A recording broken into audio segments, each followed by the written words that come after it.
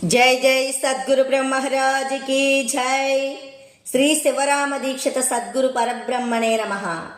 श्रीमद् बृहद्वासिष्ठ सिद्धांत निर्धारणुలను శ్రీమద్ అచల బోధ ప్రతిష్టాపన ఆచార్యులను శ్రీమద్రామడుగు శ్రీ శివరామ దీక్షితులు వారిచే రచయింపబడిన శ్రీమద్ బృహద్వాసిష్టమను శ్రీ శివరామ దీక్షితీయము.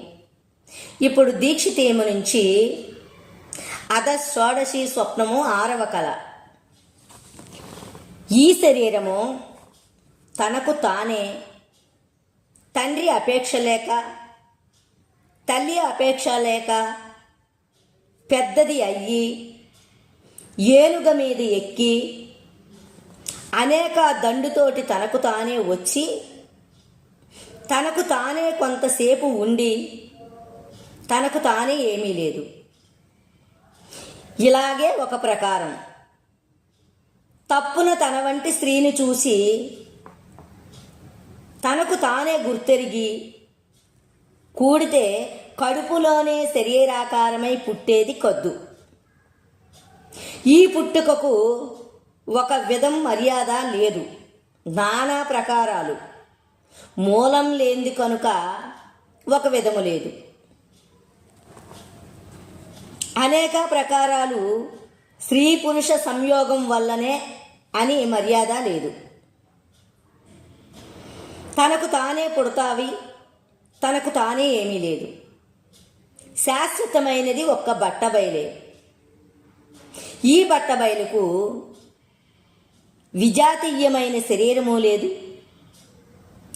ఈ శరీరమందు ఉన్న భేదాలు ఆ బట్టబయలుకు లేవు. శరీరం ఒక్కటే కానీ దీని లోపట ఉన్న భేదాలు పేర్లు అనేకాలు.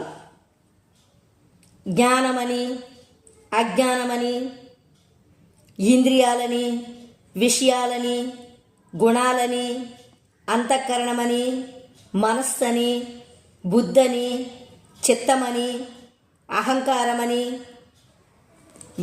వేదాలని, శాస్త్రాలని, పురాణాలు అని, శృతులని, ఉపనిషత్తులని, లక్ష్యాలని, మంత్రాలని, తంత్రాలని, ఎన్నని వ్రాతు.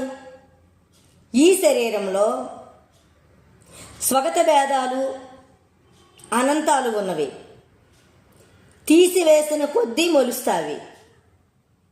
ఉన్నవాటికి లెక్కలేదు, పోయిన వాటికి లెక్కలేదు. ఇక ఏమను రాయితు రాయశక్యం కాదు. స్వజాతీయ విజాతీయ శూన్యమైనది ఈ బట్టబయలు. ఈ బట్టబయలుకు బదులు లేదు. ఈ బట్టబయలుకు శరీరము లేదు కనుక స్వగత భేదాలు ఎన్నటికీ లేవు. ఏమీ లేని బట్టబయలులో ఏమీ లేక ఉన్నవారు పరిపూర్ణులు. ఈ శరీరం ఉన్నంతసేపు కలే గాని మరి ఒకటి లేదు. అందరూ స్వప్నావస్థ చేతనే ఉన్నారు. జాగ్రత్త అయితేనే కళ. జాగ్రత్త లేక మునుపు ఈ శరీరం ఏమీ లేదు కనుక వ్యవహారమే లేదు. వ్యవహారానికి మూలం ఈ గుర్తెరిగే జ్ఞానమే కానీ మరి ఒకటి లేదు. గుర్తెరిగే జ్ఞానం పుట్టంగానే కళ సిద్ధం. ఈ కళలోనే అనేక చిత్ర విచిత్రాలు పుడతావి. వెంటనే ఏమీ లేదు. ఎంతవారు కలగంటూ ఉంటారు. కల రాక మునుపు మూలం లేని ఈ గుర్తెరిగే శరీరం ఏమీ లేదు కనుక మొదలు కొన లేక తనకు తానే స్వతసిద్ధమై చెలించక ఉన్నది.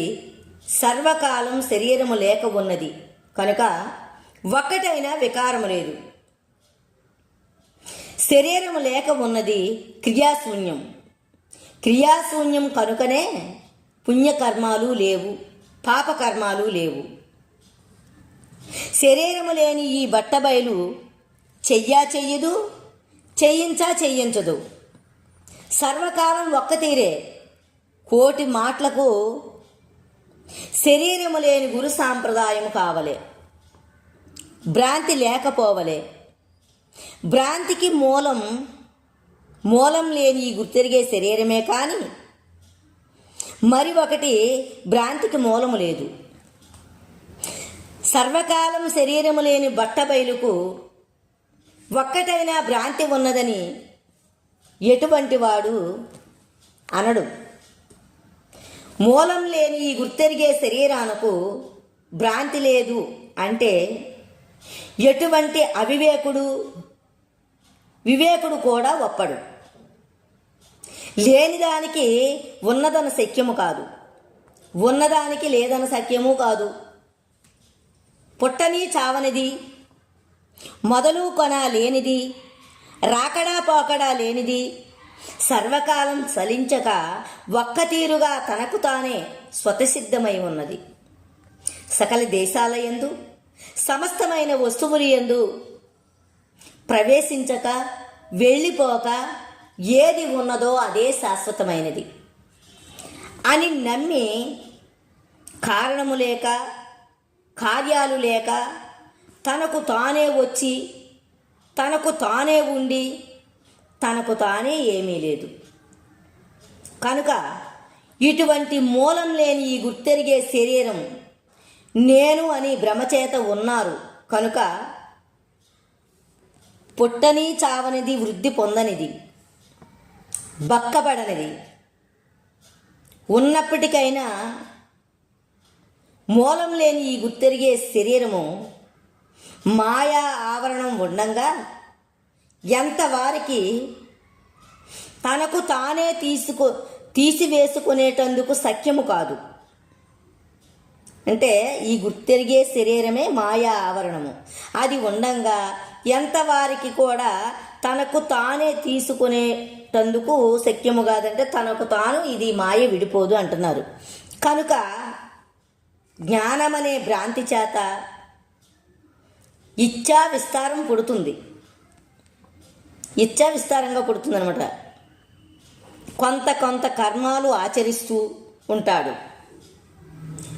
ఇంతేకాని శరీరము లేని గురు సాంప్రదాయం ఉన్నది అని ఎరుగక అద్వైతమనే అడవిలో పులిని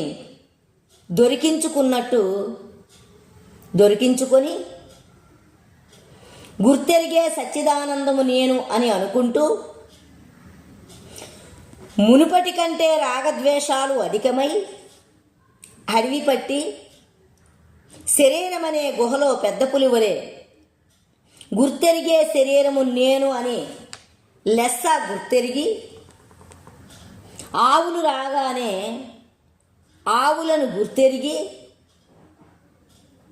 కదలక మెదలక గుండె కింద నతికి అంటే గుండె కింద నక్కి తప్పున పశువును దొరికించుకొని పలహారం చేస్తూ ఉన్నట్టు ఈ శరీరములో గుర్తెరిగే చైతన్యము నేను అని నిశ్చయము గలవారు ప్రజలను క్లేశ పెడతారు.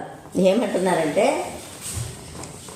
నేను బ్రహ్మమునైతిని అని ఎవరైతే నిలబెట్టుకుంటారో వాళ్ళని చెప్తున్నారంట, వాళ్ళకి ఇలా ఉంటుంది అని. ఇలాగా నేను అంటే గుర్తెరిగే చైతన్యం నేను అని నిశ్చయం అంటే అహం బ్రహ్మస్మి అంటే నేను బ్రహ్మమునైతిని, ఈ ఆత్మయే అంటే అయమాత్మ బ్రహ్మము, ఈ ఆత్మయే బ్రహ్మము అని నిశ్చయంగా చేసుకొని అలాంటి వారు ప్రజలను క్లేశ పెడతారు అంటున్నారు. మళ్ళీ ఏమంటారు వాళ్ళు? చైతన్యం చెయ్యించదు అనుకుంటూ సర్వం గుర్తెరిగిన తర్వాత చేస్తూ ఉంటాడు. మధ్య నాకు కర్తృత్వం లేదు అని అనుకుంటూ, అంటే నేనే బ్రహ్మమునైతే అదేమీ చెయ్యదు అని చెప్పుకుంటూ మళ్ళీ మధ్యలో చేస్తూ ఉంటాడు అని చెప్తున్నారు. ఇక నాకు కర్తృత్వం లేదంటే నాకు అహం లేదు అని, నేను చేస్తున్నానని భావన లేదని చెప్తున్నాడు అంటున్నారు. కర్తృత్వం లేదు అనుకుంటూ శంకరాచార్యుల వారి సిద్ధాంతం దొడ్డది అని అనుకుంటూ నరకమనే శరీరములో గుర్తెరిగే చైతన్యం నేను అనుకొని నమ్ముకొని పుట్టలో పాము వలె, ఒకవేళ పెట్టులో పాము వలె బుస్సుమని అనుకుంటూ కాలము గడిపేవారు ఎవరైనా ఒక పెద్దలు ఏమీ లేరు, సర్వం ఉపాధి కర్మం, నేను అసంగుణ్ణి అంటే కాలం గడుపుతారట. కర్మాల మిథ్య లేనే లేవని చెబుతూ